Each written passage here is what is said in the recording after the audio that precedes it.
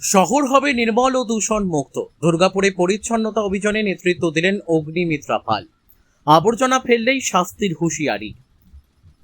শহরে পরিবেশকে আরো পরিচ্ছন্ন, স্বাস্থ্যসম্মত ও বাসযোগ্য করে তুলতে এবার কঠোর অবস্থান নিতে চলেছে রাজ্যের পুর ও নগর উন্নয়ন দপ্তর। প্রকাশ্য স্থানে আবর্জনা নিক্ষেপ, পানির পিক ফেলা কিংবা জনপরিসর নোংরা করার প্রবণতা রুখতে চালু হতে চলেছে কড়া নজরদারি ব্যবস্থা। নিয়ম ভঙ্গকারীদের বিরুদ্ধে আর্থিক জরিমানা সহ প্রশাসনিক ব্যবস্থা গ্রহণের ইঙ্গিত মিলেছে। এই বার্তা সাধারণ মানুষের কাছে পৌঁছে দিতে মঙ্গলবার সকালে দুর্গাপুরের সিটি সেন্টার বাসস্ট্যান্ড চত্বরে এক বিশেষ পরিচ্ছন্নতা ও সচেতনতা কর্মসূচির আয়োজন করা হয়। এই দিনের কর্মসূচিতে অংশ নেন রাজ্যের পুর ও নগর উন্নয়ন মন্ত্রী অগ্নিমিত্রা পাল। হাতে ঝাড়ু নিয়ে তিনি বাসস্ট্যান্ড সংলগ্ন এলাকা পরিষ্কারে অংশগ্রহণ করেন এবং পরিচ্ছন্নতা রক্ষাকে সামাজিক দায়িত্ব হিসেবে গ্রহণ করার আহ্বান জানান। নির্মল বন্ধু ও নির্মল সাথীদের সক্রিয় অংশগ্রহণে আয়োজিত এই অভিযানে উপস্থিত ছিলেন জেলা শাসক পন্নাম্বলম এস, দুর্গাপুর নগর নিগমের কমিশনার আবুল কালাম আজাদ ইসলাম।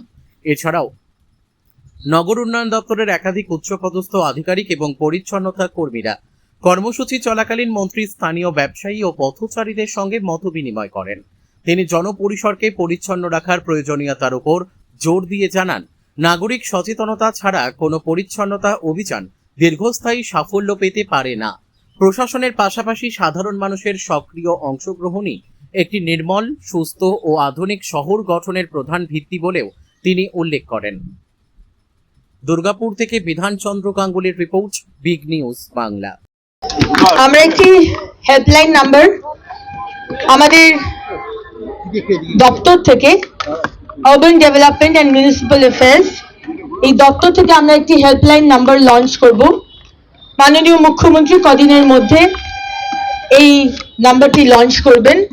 সেই নাম্বারে সারা পশ্চিমবঙ্গ জুড়ে আপনারা আপনাদের সমস্যার কথা জানান। আমরা আপনাদের সমস্যার যে কথা সেগুলো শুনে সেগুলোতে তুরন্ত আমরা ইনস্ট্যান্ট সেটাতে অ্যাকশন নেব এবং প্রত্যেকটি মিউনিসিপ্যালিটিতে starting with Kolkata municipal corporation এবং বিধাননগর মিউনিসিপ্যাল কর্পোরেশন আমি সপ্তাহে কয়েক ঘন্টা সেখানে বসবো এবং সেখানকার আলাদা আলাদা হেল্পলাইন নাম্বার শুরু হচ্ছে, সেটাও আপনাদের জানিয়ে দেবো।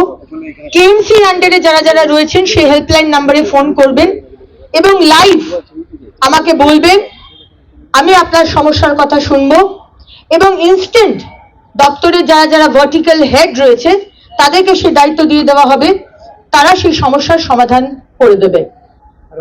সম্মানীয় মুখ্যমন্ত্রী শুভেন্দু অধিকারীর সরকারের তার নেতৃত্বে আমরা চাই না কোনো মানুষ যতই প্রত্যন্ত এলাকায় তিনি থাকুন, আমাদের দপ্তর অব্দি আপনি পৌঁছতে পারছেন না, আপনার সমস্যার কথা জানাতে পারছেন না, এটা যেন না হয়। সমাজের শেষ ব্যক্তিটাও সে যেন তার সমস্যার কথা জানাতে পারে, অন্তত আমাদের urban development and municipal affairs এই দপ্তরে আমরা সেই চেষ্টা করছি। আমরা শুরু করছি কেএমসি এবং বিএমসি দিয়ে, আস্তে আস্তে বড় বড় যে কর্পোরেশন প্রত্যেকটাতেই আমরা শুরু করবো।